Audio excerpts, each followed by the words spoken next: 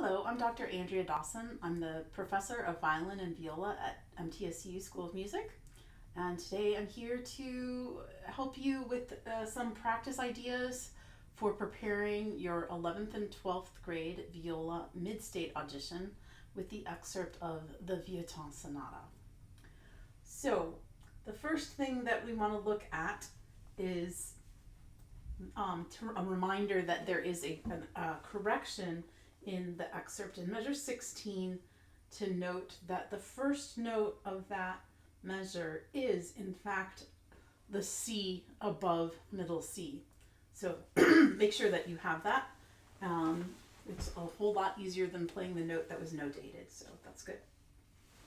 What we're going to do first is I want us to talk about our method for approaching this excerpt because there's a lot going on in it. And so the first thing that we want to do is to break it into 4 distinct sections. We've got, the first section from the beginning to the downbeat of measure 7 is one thing to work on.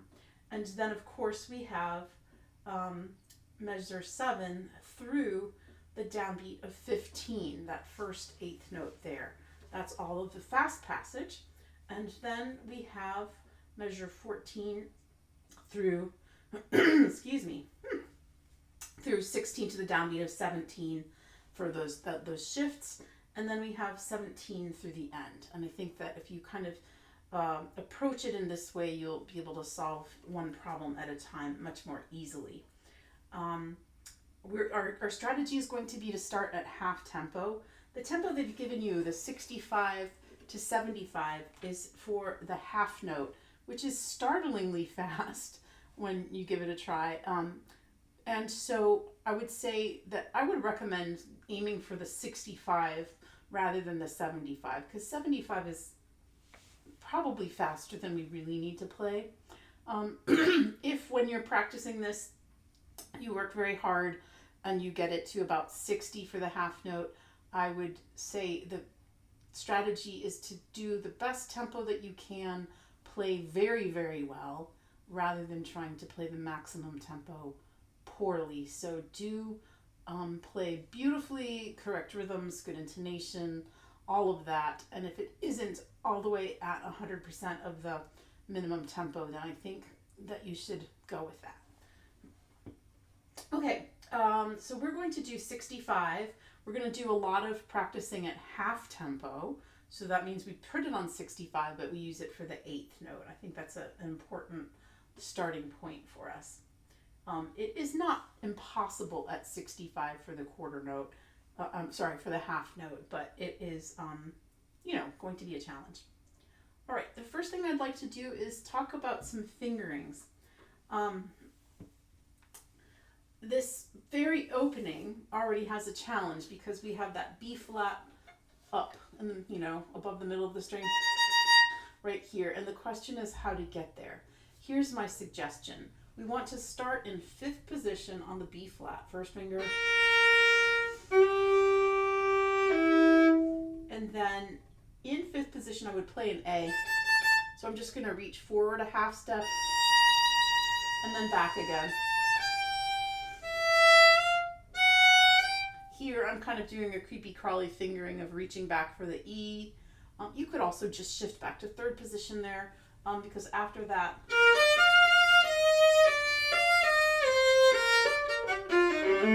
I'm shifting to 3rd and then to 1st. So however you get back is a personal preference. What I'm showing you here on the screen is what I like. So give that a try.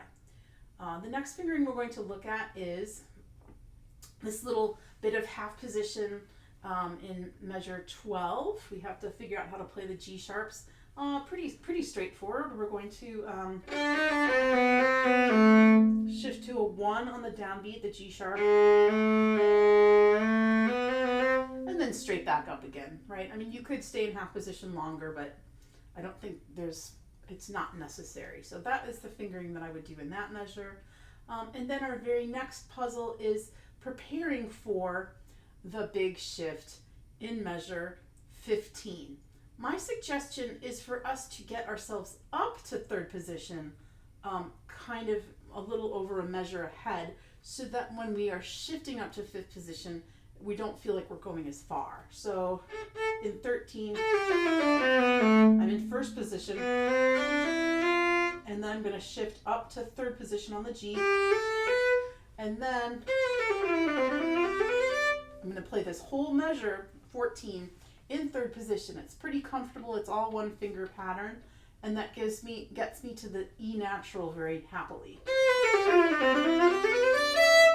And then I'm going to shift up with a pivot to the fourth finger, down to the E flat, and I'm choosing to go from fifth position to third to first. You may also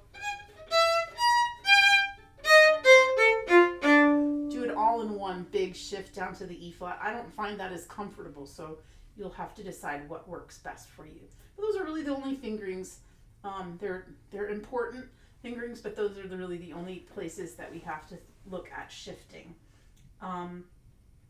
Intonation is going to be obviously a big thing here, especially in the opening, but our first important, I always have to say this, like, make sure you tune your instrument really, really carefully. Tune your A to a good A drum, and then check all your fifths.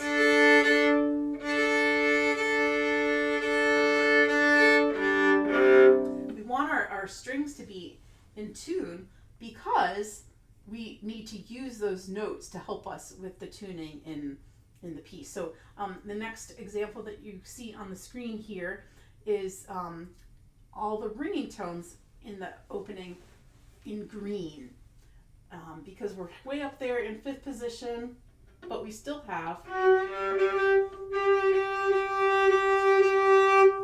a G ringing tone, and then we've got the A and the G, the G again, the D, the D,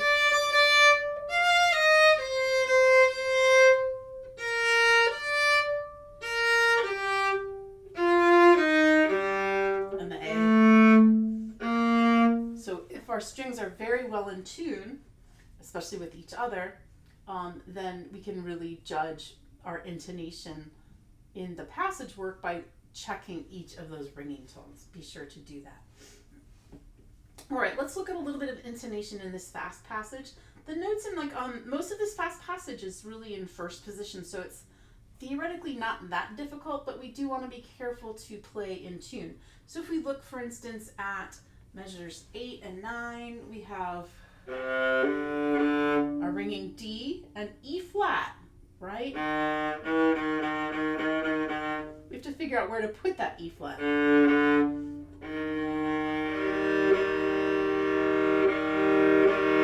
So let's go ahead and plan to play the E flat where it sounds good with the G. And same thing on the next string. Ringing tone, the A rings, and the B flat sounds good with the D string. C rings. We can tune that E flat to the G string as well.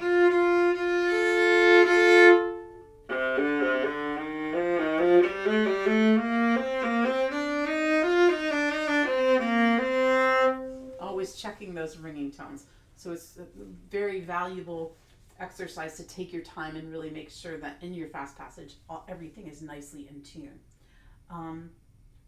Measure 10 is an example of a place where we want to think a lot about the changing finger patterns. In a passage that is this fast, the key is to feel the exaggeration when you're practicing slowly. So there's another second finger, in this case high, still tunes to the G. There's my low third finger F. And there's a high third finger C sharp. So as I'm playing, I'm going to exaggerate the feeling of that because when I speed up, I'm less likely to do so. So low 2,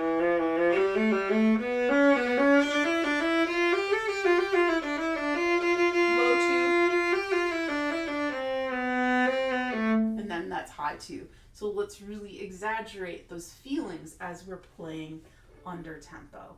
The first 4 notes of the, well, 5 or 6 notes of the piece, and finding our way up to that position, right? So there's a couple of options there. The fear that I would have is if I think of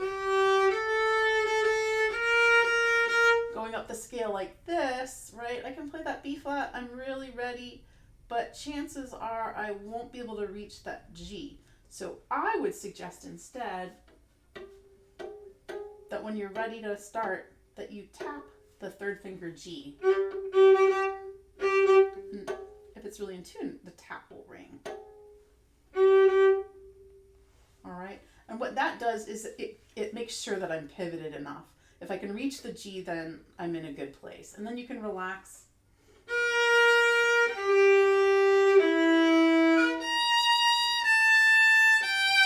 And play those notes really slowly. So we have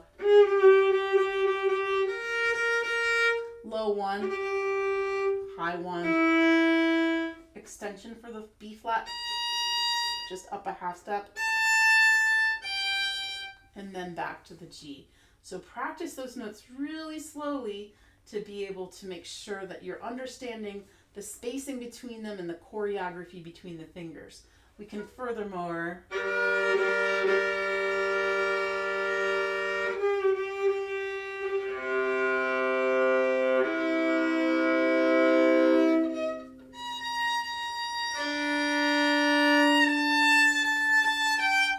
hard to hear some of those with the open string, but for sure the B flat.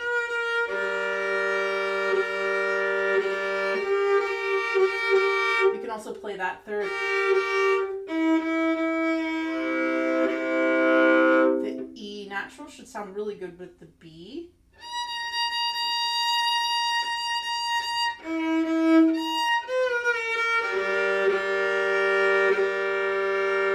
If we get the B flat with the G,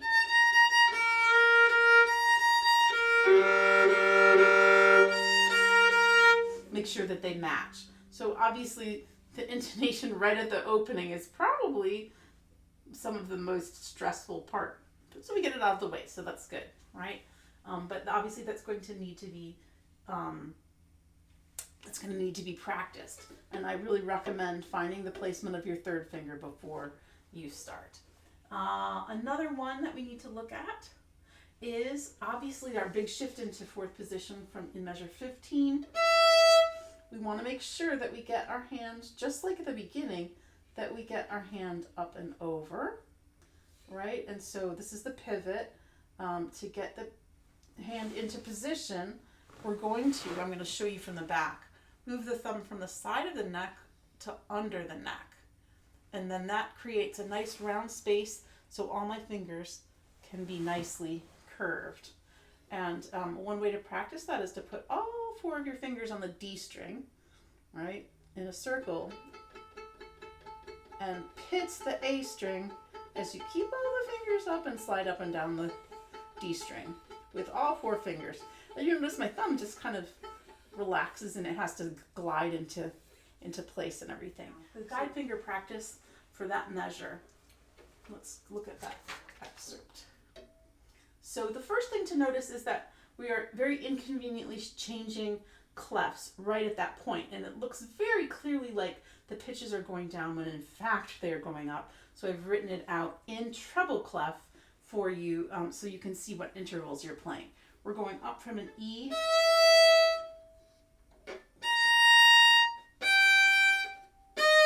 and don't forget to notice that we're going from an E natural down to an E flat. So those are some funny notes to hear. So a good idea is to definitely practice that down the octave so you know what you're listening for. All right, next we're going to do this shifting exercise, getting ourselves into, wrong clef, from 3rd position into 5th position. I'm going to use my 2nd finger. you can practice just that shift and really focus on pivoting. You might want to do this in a mirror so that you see your thumb going under and you see your hand coming over. And I know I'm in the right position if my fourth finger can curve to get to the B flat.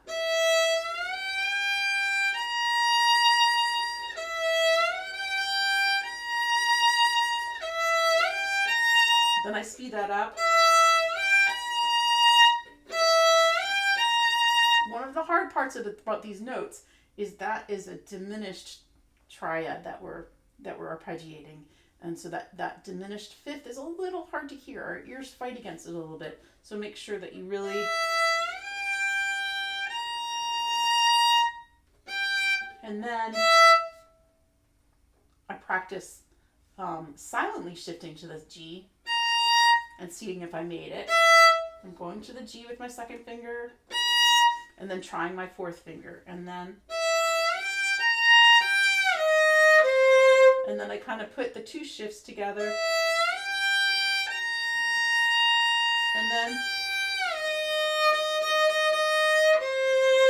And then I practice also going back to the E flat. So that's going to be a fun one to practice before we can do it in context. You really need to practice getting that pivot to happen.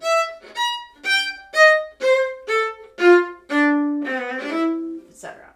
So that we can do it in context. Alrighty. Bow use. All right, so in this excerpt, we're starting forte, and we're starting in the upper register forte. So we really need to make sure that we can get a good, strong sound. So I'm going to start us off. We're going to show a little bit in half tempo. We want to think about making sure that we have excellent posture, meaning that the strings are parallel to the ground and not pointing down. If the marble could roll down your G string and C string, then we're not parallel to the ground. So good posture, a good perpendicular bow to your string so that we can bow with a very straight bow, and we're going to have very good contact point. So it doesn't mean we have to be on the bridge or anything, but we need to make sure that we're able to always make the string vibrate as fully as possible. And so that is important. Contact point. Use all of your hair, especially at the beginning. If I'm on the side of the hair, I won't be able to play as well. And I'm going to use the lower part of my bow. So if you start in the middle, you won't be able to play with as strong of a sound. So we need to be very aware of what part of the hand helps us playing at the frog. And the answer is the ring finger and the pinky. So make sure your ring finger really is over the stick and supporting very well and helping the pinky out.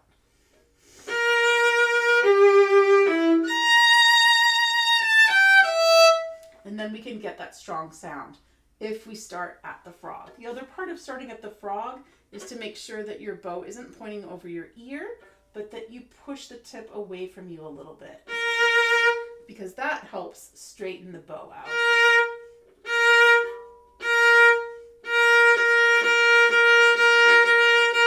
The other thing about playing in that bottom 1/3 of bow is that you have to activate your upper arm. We spend a lot of time trying to open and close our elbow, but we have to use the upper arm to get to the frog.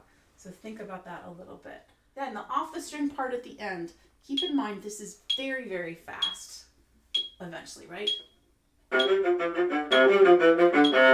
And very loud as well. I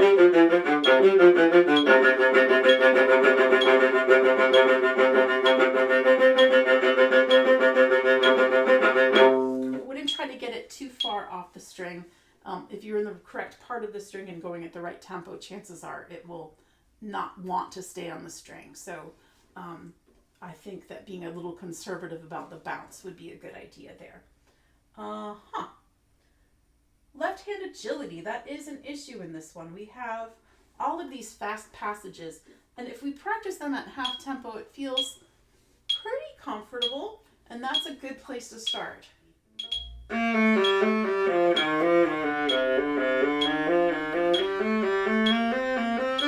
Right, so that's quarter note for 65. a great place to start. So we organize our bow direction and our intonation, and we're thinking about evenness of notes. But to play it up to tempo is going to take a lot of evenness of our fingers into a really disciplined left hand technique. And so to develop that, I just have a couple of suggestions. We are going to do what I call wah-wah. In order to do the wah-wahs, what we're doing is we're going to push the stick down by rotating the index finger and thumb, or the whole hand, actually an arm. We're leaning into the index finger to create an emphasis. So it's like, and I'm trying to get it so you can see it.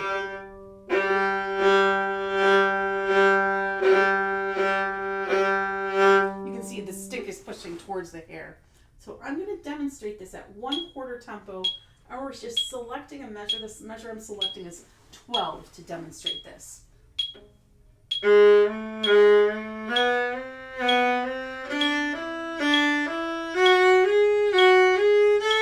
So I'm putting a little nudge on the first of every 2 notes. Again, wrong fingering. Then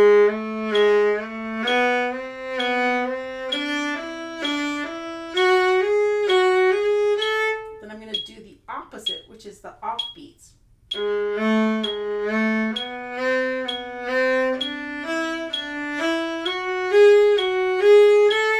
Okay, so that one's not too hard. I would give that a try. Then we're going to do it twice as fast, which is half tempo. First on the beat, right fingering.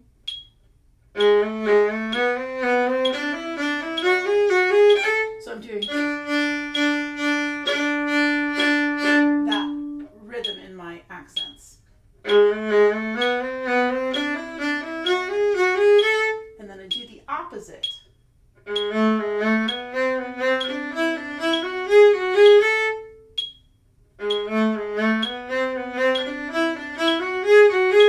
That's harder to stay in tempo. I'm not 100% successful with that.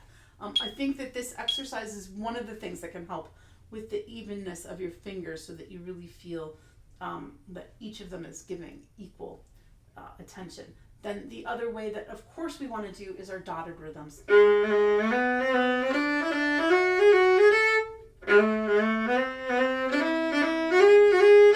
Remember, when you do your dotted rhythms, you have to do them in both directions, or you're learning unevenness. So we want to do long, short, and then immediately do short, long to even that out. And then there's all kinds of other rhythms we can use. Long triplet, etc., etc., etc. And however much of that you want to do, I think that's all beneficial. I would suggest, though, that you do a short passage at a time. Maybe just 1 measure, maybe 2 measures, because you want to solve a finite number of problems at a time and not just have them flying at you. You'll get a lot more done if you break it down in sections like that. The other one is this tongue twister in measure 19. The notes are not exactly difficult, but to me it just feels a little bit like a tongue twister. So we are going to use dotted rhythms for this. And one of the things that I think we can do is, instead of doing the dotted rhythms under a slur as it's written, we're actually going to break it down and do separate bows, because that really forces our fingers to be a little more specifically accurate. So it looks like this. I'm going to do it at half tempo, or I think, yeah.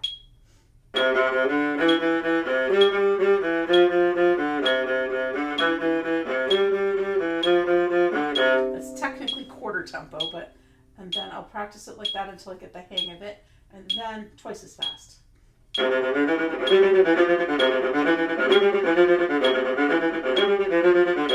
then I have to do the opposite way as well. And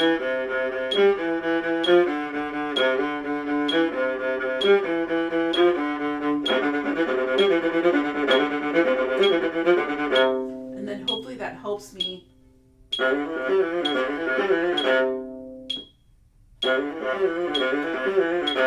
Get that passage down. That's a tricky one.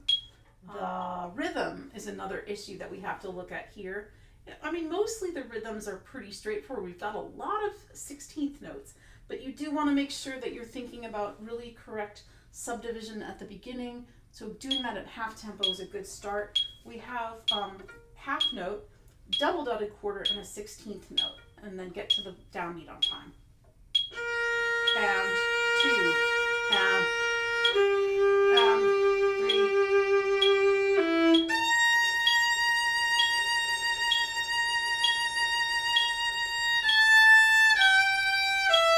All right, so that is, of course, not half tempo, but quarter tempo, but I think that's a good place to start. And then we can go all the way to half tempo.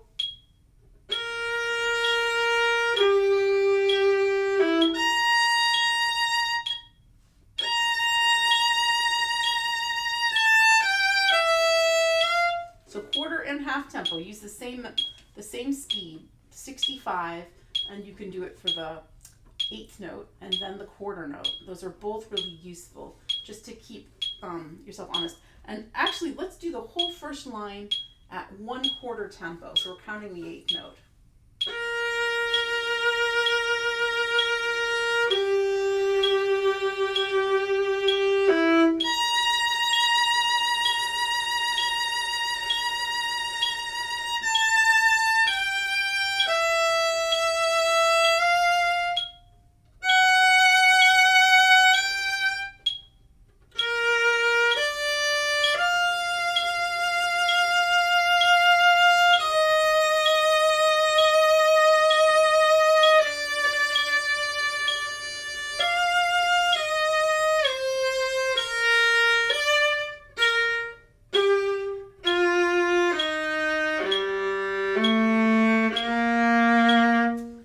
Is that a good exercise in bow control? To get those high notes to speak, we have to be really close to the bridge with a really straight bow and a good amount of weight. That is an excellent thing. So that's basically 65 for the 8th note. Then once we feel really good about that, we go directly to the quarter note.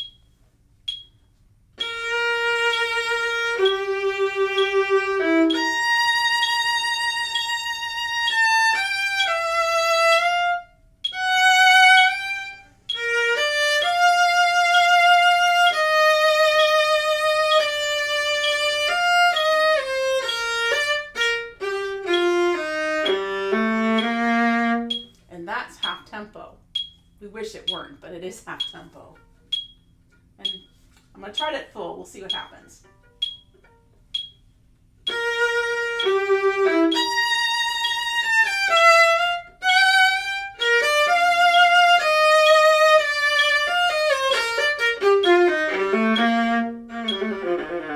And that's the next thing that we have to do is practice transitioning from all that hard work we do on the first line and getting right in time without any futzing with the tempo or rhythm right into the 16th note. So now we're going to start at 6, and we are going to practice transitioning into the 16th note. So I'm going to start it at half tempo first. So sorry, ready? Go.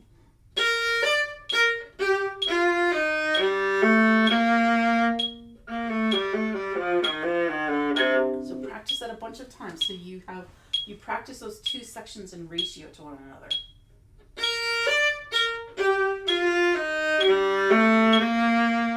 And we might not need to do any retake there, especially when it's faster. We can continue in the same direction. But let's try that up to tempo.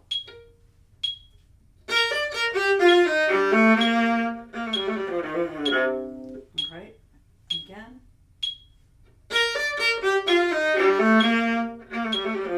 And really making a good difference between our forte and our piano. Forte being a lot more weight and good contact towards the bridge, maybe a little more bow speed, and then the piano suddenly lighter and a little bit farther from the bridge. Notice I didn't say close to the fingerboard. We don't want to do a lot of that in this etude. I think that, our contact point can vary quite a bit, but right on the fingerboard is not going to give us the sound that we really, really want.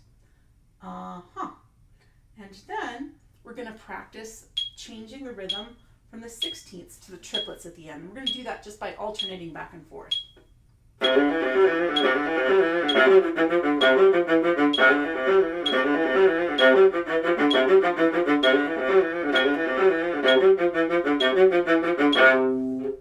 Not perfect. Sorry, my intonation was a little off. But we need to practice that so that we really have that transfer of quadruples to triplets really solid. We really want to think about playing this musically. So we have all of these swells in the 16th note passage. And so you want to kind of think about making sure that we use our bow speed.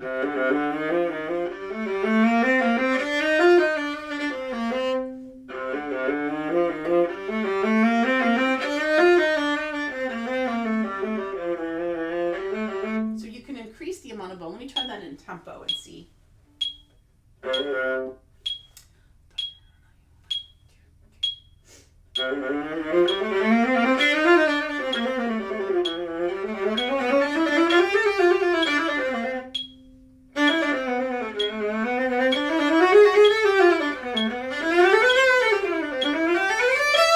So use bow speed to really exaggerate those crescendos and decrescendos. That's a tricky passage to do up to tempo, but definitely make sure that we observe all the dynamics, because that's going to make a difference between playing it really musically and dramatically versus just playing it in a survival kind of way. I always like to do in all these videos some advice on starting. You need to practice starting this one, especially this one, because it comes right out of the bat.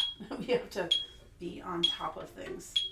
So you're going to practice finding your first note, right? And as soon as you feel like your left hand is set, we're going to start counting. So I'm going to count let's do it at half tempo first. I'm going to count 1, 2. I'm going to set my bow on 3 and breathe on 4. 1, 2, 3.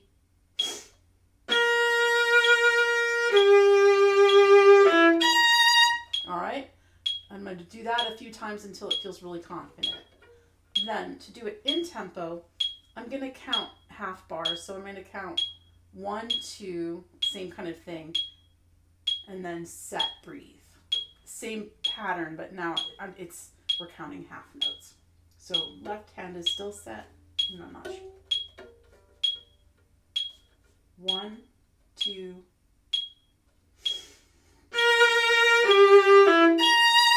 Right? So have like a script for yourself that you practice. For me, the setting of the bow is a little too close or a little too far away from when I play, but you want to have a plan for it. So 1,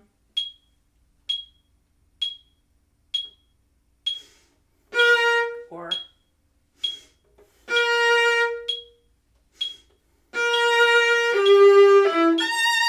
right, do it with a metronome so that you're really feeling your entrance in rhythm with everything prepared. So because when you get in there, you're going to be like, oh goodness, I'm nervous, I'm shaking, I've forgotten what I'm doing. And if you haven't really practiced that starting, that is going to be really disconcerting. So please do that. Oof, I feel like we could spend a whole hour on this excerpt. There's plenty to do. I hope some of these ideas are helpful for you in your preparation for your mid-state auditions. And remember that the key to practicing successfully is to practice correctly. So in order to make our practicing count, we have to be very intelligent about it. It means not just starting at the beginning and running to the end, but breaking it down and evaluating each and every element of our technique in this. And I hope that I've given you some ideas for how to practice that. If you have any questions about this video, anything that I've talked about, please feel free to email me. My email address is andrea.dawson@mtsu.edu, and I would love to hear from you. So happy practicing, and I wish you all the best in your mid-state preparation. Thank you.